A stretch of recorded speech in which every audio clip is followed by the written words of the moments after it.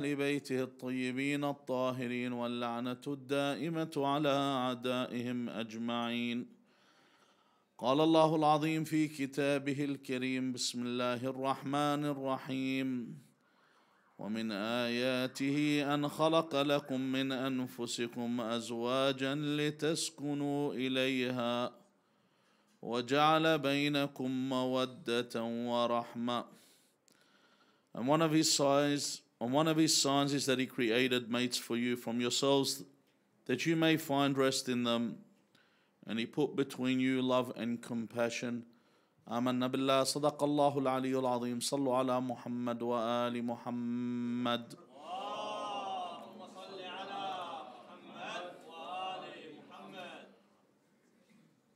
First segment with relations is going to involve the relations between ourselves.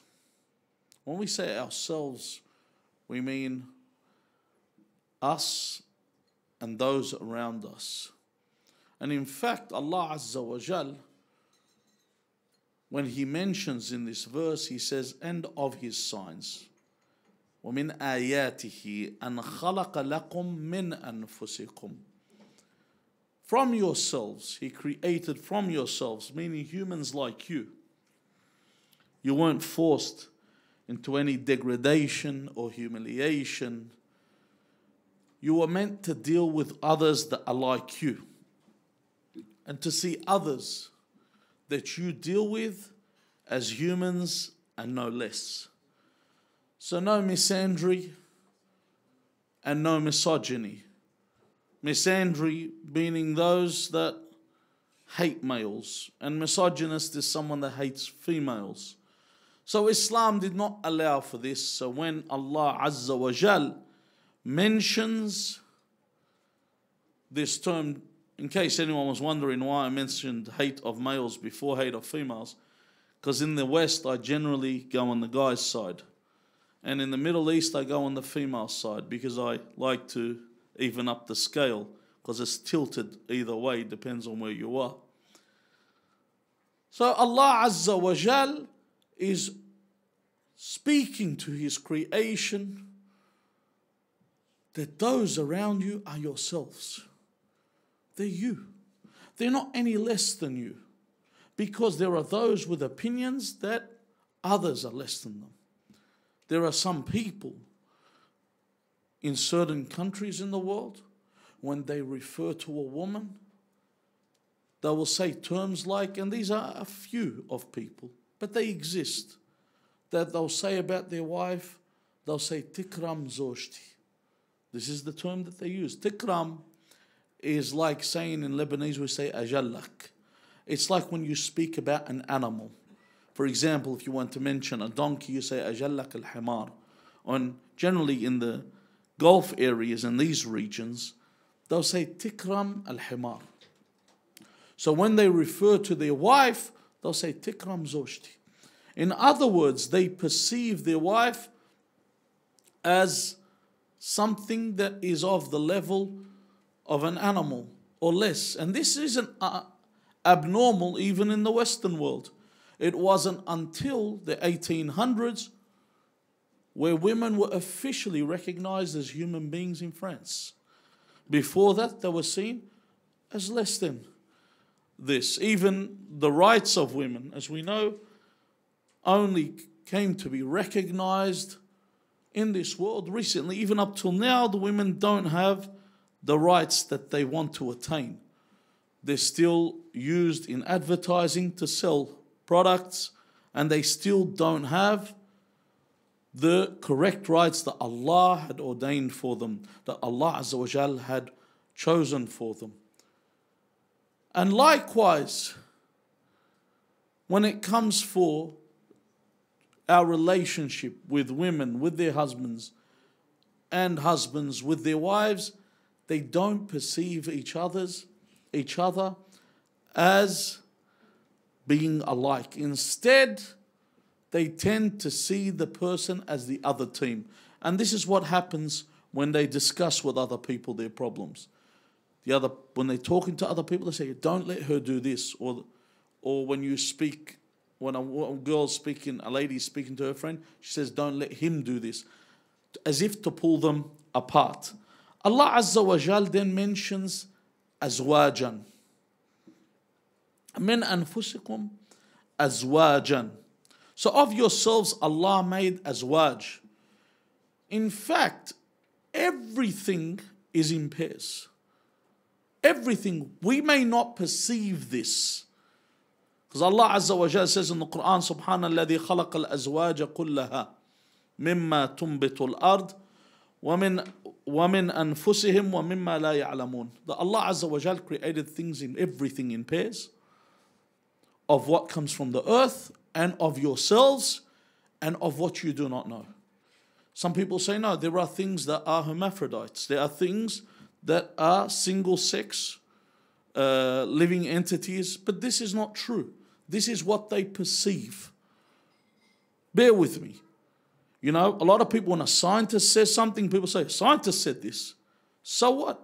Sir Isaac Newton, who was known as the father of physics, always said, and when I say father of physics, for all the physicists and people that have studied physics, they know physics is always recognized as the watertight science. Physics is a science, when it comes to science, it's the most difficult science to disprove. Why? The laws of gravity, the laws of inertia. You know, these people say these are logical and they make sense.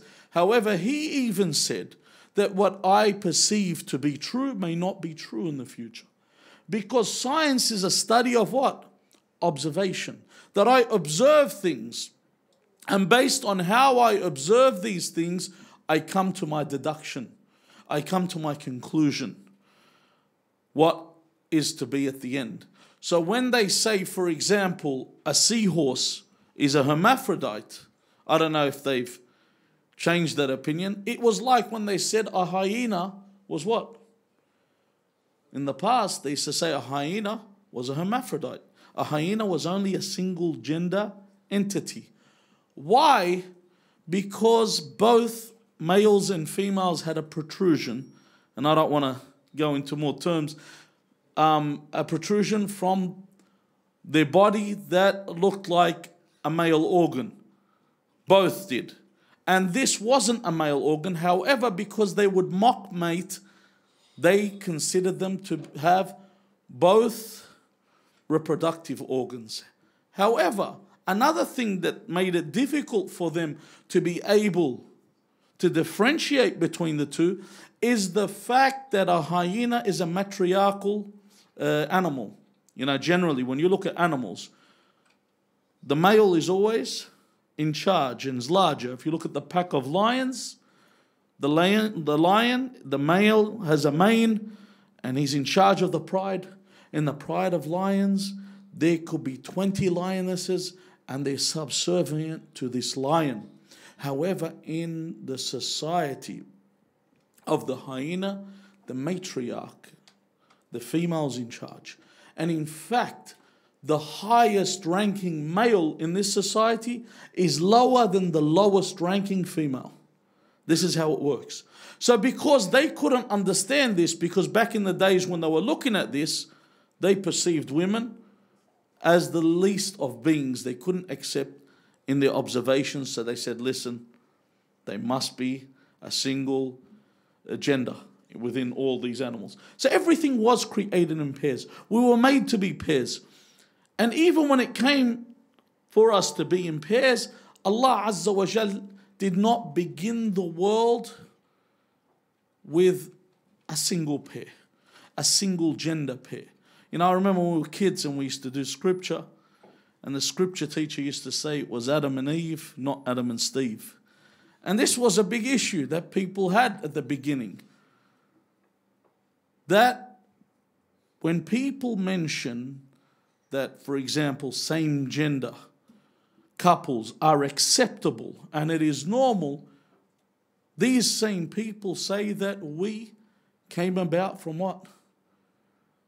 Originally we came back about through natural selection, and every being that lived before us through this process of natural selection, only the strong survived and the ones that didn't have the strengths or lacked certain characteristics were killed off. And eventually a stronger being would come through. We would move from species to species. It's not what we believe as Muslims, obviously, until we came here as human beings. However, they believe from the day dot, this same gender relationships existed. Now here's the problem. If through natural selection this existed and it was a normal occurrence, then through the same process, all the humans would be able to have what? They would have gonads, being both male and female, reproductive organs that exist. So in other words, we too would be hermaphrodites. Imagine every single animal would be. In fact, Allah Azza wa Jal made this clear. And when He created Adam alayhi salam, what did He say? وَإِذْ قُلْنَا يَا آدَمْ اسْكُنْ أَنْتَ وَزَوْجُكَ الْجَنَّةِ. Allah Azza wa Jal then said to Adam, "O Adam, you and your partner," I'm not saying partner as in the term that's used today, but you and your partner, you and your spouse, you and your wife live in the Jannah. You as, and the word used is zawj, your pair, you as a pair, live in this paradise. He did not place Adam there alone. And then He says in this verse that from yourselves we created a pair for you. Why? لِتَسْكُنُوا. لِتَسْكُنُوا. Even that word, when we hear the word sukun, this rest, tranquility, serenity. Now a lot of people may say, hold on, what has this got to do with marriage? Because the argument that exists is, oh yes, marriage has all these problems. But let me tell you something. Imagine you were single right now. You didn't have anyone.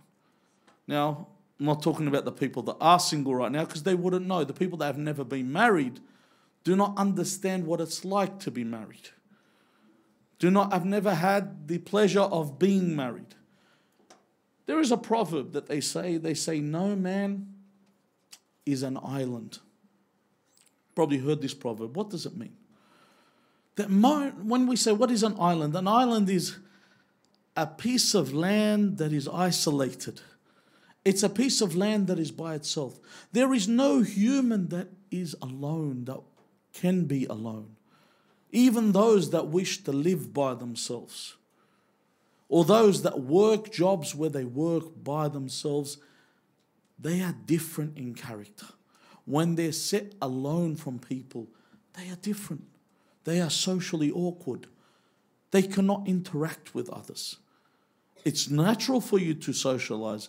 It's natural for you to have friends and be around people. In fact, through studies that they have researched, and these are proper studies, that they have researched through observing people in this way, that they have seen that a person that is in their 40s that does not have friends and does not have a social life in that aspect is equivalent to someone in their 40s that has heart disease. These are the signs that are seen from them. You're not meant to be alone in any way. We were never meant to be alone. And this is why Allah Azza wa Jal placed us down as pairs.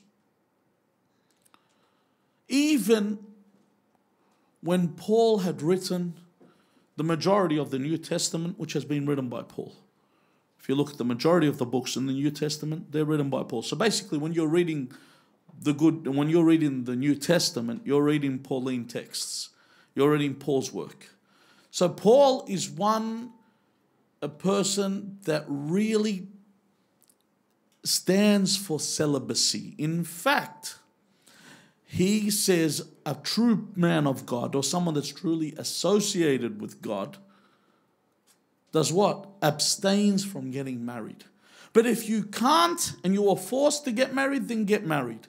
However, these were of the books that were accepted when they put the Bible together. Remember, the Bible was put together 350 to 400 years after Jesus ascended to the heavens. after Nabi Isa alayhi salam ascended to heaven. So the actual text from all these books were selected and put together. That's why they call it the book. If you notice, they never say the chapter. So we say the gospel according to Peter, a gospel according to Matthew, the gospel according to Mark, the gospel according to Luke, the gospel according to John. That all these books, Sallallahu ala Muhammad wa ali Muhammad.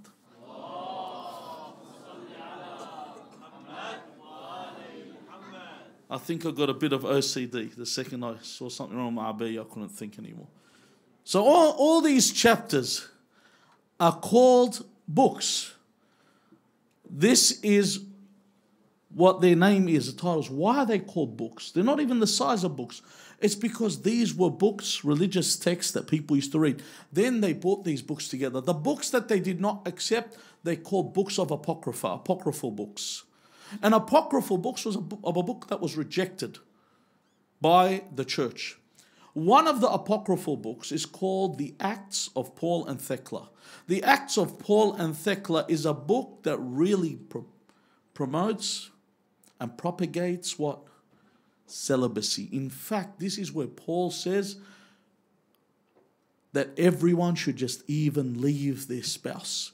Women should stop interacting and being intimate with their husbands, and men should stop interacting and being intimate with their wives. Why did they remove this book? Because they realized if we allow this book in the church, the only Christians we will have are what? Are converts. Other than that, no one's procreating because a good Christian doesn't have kids. So the Christianity would have died out, so they had to remove this book. But instead, he still had his touch where he mentioned that a good Christian doesn't get married. A really righteous person doesn't get married. And that's why they still have the nuns in convents, and this aspect still exists. And that's why the priests, and this is with respect to the Catholic Church, still don't get married. And the Pope that gives everyone decrees and edicts about how to have a married life is not married. So then, why is it people have this negative approach towards marriage?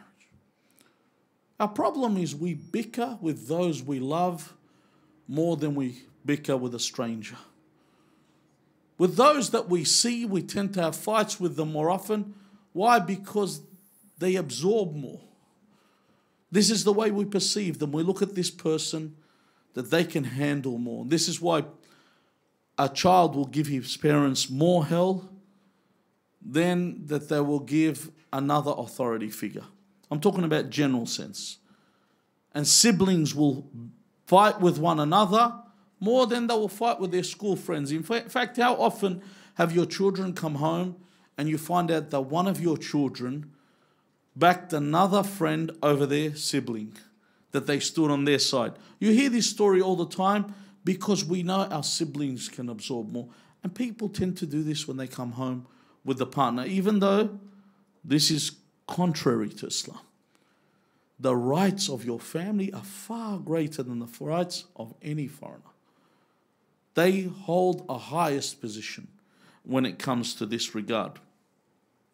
Another thing, taban, all these are just points that we're going to bring. Inshallah, I will engage with some of these points as we move on through the nights with regard to relationships. Some will not. Another problem that we have in the past, it doesn't really exist much today. In the past, a lot of the times we had the epidemic of forced marriages, where someone would come home and tell their daughter, look, you're marrying your cousin. She says no. And he whacks her with the back of his hand and says, you're marrying your cousin. And this is how it's going to go. And what happens with these marriages? They hate each other. They detest each other. They only have children because they had to have these children. And then for the rest of their life, for the last 20, 15 years of their life, they live a platonic marriage where each sleeps in a different room. They don't like each other. And in front of the people, they put on the show that we're a happy married couple. But they're not. Another thing we had is that people, and this happens today, people marry the wrong person. And they marry for the wrong reason. Marrying the wrong person It's because they become lustful and they marry this person, could be one of the reasons, or marrying for the wrong reasons sometimes. If you notice, when a guy asks for a girl's hand in marriage, this is very common. A guy asks for a girl's hand in marriage and he gets rejected and they say, oh, she needs to study. Next guy comes and asks, oh, she needs to study. Third guy comes to ask and this guy's got 7 or 8 zeros at the end of his bank account. Their studies can go to hell. Ahla wa sahla. Come and take our daughter's hand in marriage. This is what happens. Money, you can negotiate. You can be a 60-year-old, as you've seen in Australia and in America and on the Western world. How often have you seen a 60 or 70-year-old marry a 20-year-old model? Happens all the time. Why? Because he's got money. And when he gets money, people see him. As one actor once said, his actor's a short actor and he's a stumpy actor in stature and he has no hair. So he said, money has made me 6 foot tall with a head full of hair. This is what it has given to me. This is a reason why people do get married. Another reason that men get married is men always look for a trophy wife. Not all men, taban, we're not generalizing. But a lot of people, that's what they look. They look for a trophy wife. They marry someone that dresses in that manner to get what? Not get married, to get a boyfriend. And instead they say, I want her as a wife. And they end up marrying her. And they marry her because she's a trophy wife. And they say, oh, look, my wife's very religious. And I'll be talking about what constitutes religion and what doesn't. And honestly, while I talk, I always say this. It's always my, disclaimer before I begin. I'm not here to make friends. I'm never here to make friends. If I am here to make friends and I use flattery and lip service while I'm on this pulpit, I have committed a great disservice to this pulpit. I am a servant of this pulpit. I am your servant, you being the servants of Abu Abdullah, who is the son of the greatest servant of Allah, Rasulullah Muhammad ibn Abdullah sallallahu alaihi Muhammad wa alihi.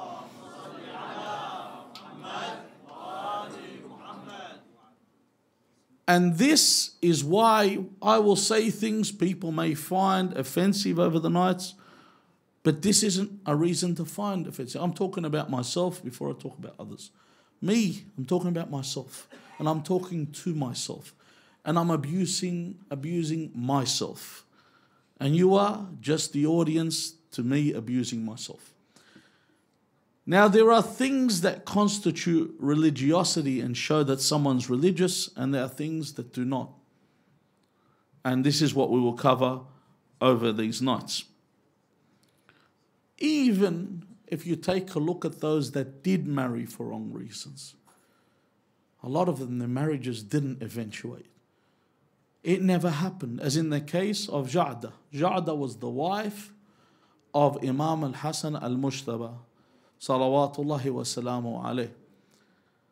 Ja'da was told by Muawiyah, if you kill al-Imam al-Hasan, I will marry you to my son Yazid. She's married to the son of Fatima, salawatullah alayhima. And she is told to kill him, and in return she will get Yazid. Could you imagine? It's not even an exchange. Two quantities that are not equivalent in any way whatsoever. And she agrees to this. And this marriage, does it take place? No. Muawiyah says, you killed Al-Hasan ibn Ali. You didn't just kill anybody. You killed a person from a family that are known. In fact, his title is Kareem Ahl al-Bayt. The one that is, when we say karam and generosity, we're not talking only in wealth, in everything. He was generous in everything that he had. And this is something women complain about, that they have a husband that is stingy. They have a husband that is not, he claims to be frugal and a man of commerce and economics. But this person, one of those people that when they want to even pay a $5 note, they rub the face of the queen off the note before they hand it over to make sure that the note's not stuck to another. She's got one of these husbands, and they complain, yet in the case of Jahda, she was married to one that was called Karim al-Bayt. And she poisoned him in order to marry somebody like Yazid. So where we come to here in our story is where Imam Abu Abdullah al-Hussein alayhi salam is in Hajj. And he's in Hajj on the 8th of Dhul Hijjah. This is before the day of Arafah. It's what they call the day of Tarwiyah. This is where the Muslims would get water and they would take it towards Arafah to prepare themselves for Arafah. And at this point, the Imam had known that they would come and kill him. He was going to get killed. And if he has to finish the Hajj from the 8th, then you have the 10th is the Eid. You're not going to be finished till the 12th of Dhul Hijjah. There's another 4 days there. And even that long, they would not give him time. He was meant to be killed while he was performing Hajj. So the Imam leaves Mina on the day of Tarwiyah and goes towards the Haram. And what he is about to perform is what's called Al-Hajj Al-Asghar, or we call Umrah Al-Mufrad. So he goes to the Haram and he performs the manasik that are left. The Tawaf, the Sa'i, the Tawaf al-Nisa, and he finishes the manasik and he is about to leave. He has everything ready to leave. And he gives his famous sermon on this night. Inshallah, if you look at the words of this sermon, he mentions a line, Zara'akallah. He mentions a line that's intertwined with marriage. In the sense where he says, firstly, because I want to explain this whole discussion, inshallah, in tomorrow night when we actually talk about marriage and divorce. But he actually mentions a line that you hear all the time where he says, خُطَّ الْمَوْتِ عَلَى وُلْدِ آدَمٍ. He says, مَخَطَّ الْقِلَادَةِ عَلَى جَيْدِ الْفَتَاةِ. Now you hear this, that death is something that is bound with the son of Adam. In what manner? He says in the same manner that the pendant or the necklace is placed on the neck of the fatat. Fatat meaning a young lady, a young woman about to be married. Just generally this qalada is known as what is given to her on the night of the marriage. That when she has been given this pendant, all of a sudden she smells the aroma and the essence of what? The responsibility that is about to befall her with marriage. So she is at that point preparing herself for that position. The Imam warns him of what? Of death. And death being inevitable. And death in his case being imminent. As he is about to leave, his brother Muhammad ibn Hanafiya comes up to the Imam and says to the Imam, he says, Abu Abdullah. He says, where are you leaving to? He says, well, you see that they have given me no choice. I will be killed. I will not desecrate the house of God with my blood. Taban, desecration does not mean the blood of the Imam is desecrate. It's consecrate blood. There is no doubt about this. But it's because it is the house of God. Imagine you know that the house of God was the place that where the Imam was killed.